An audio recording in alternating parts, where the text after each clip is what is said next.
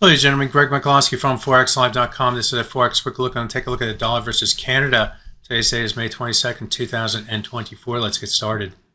Looking at the hourly chart of this currency pair, in trading yesterday, the market was up and down before basing against this swing area down here and moving to the upside. That move to the upside took the price back above the 100-hour moving average, and then the 200-hour moving average right here, and that momentum carried the price all the way up to the 100 bar moving average on the 4-hour chart right here before rotating back to the downside and closing just below the 38.2% retracement of the last move to the downside here. That's from the it looks like that's not exactly the May high, but it's this last week's high or the week before's high, I should say. The market stalled against that level and trading here today. The price initially moved lower, and where do we find support? Well, we found support right against the 100 hour moving average once again before moving to the upside. So two, actually, maybe even three tests of that 100-hour moving average of the last few days gave the buyers the go-ahead to push up again to the upside.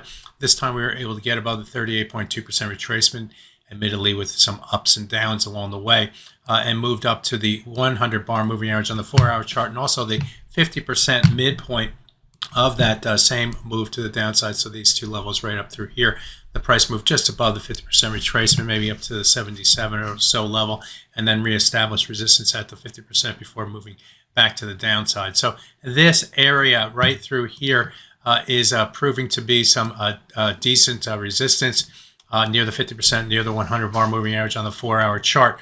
On the downside, the 38.2% retracement seems to be a level of interest as well. Why? Because it was a high price near the close yesterday, and we traded above and below it, and now back down to it at 1.3655.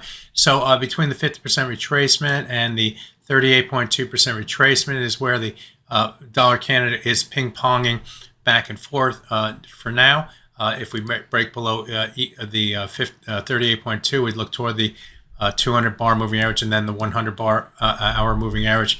Again, that level held on 3 separate tips right here, so it's going to be important on the downside once again. Conversely, if it's over with testing this 100-hour moving average, testing these lower levels, we should expect to see buyers here at the 38.2% retracement, but we do need to get above the 50% retracement and then the 200-bar moving average on the 4-hour chart. If we get above that level, it opens the door further for further gains in the dollar versus Canada. So there you have it, my technical look at that dollar versus Canada as the buyers try to take back control, take more control from the sellers who have had their shot but haven't been able to get below the 100-hour moving average this week. My name is Greg McCloskey. Good fortune with your trading. Bye-bye now.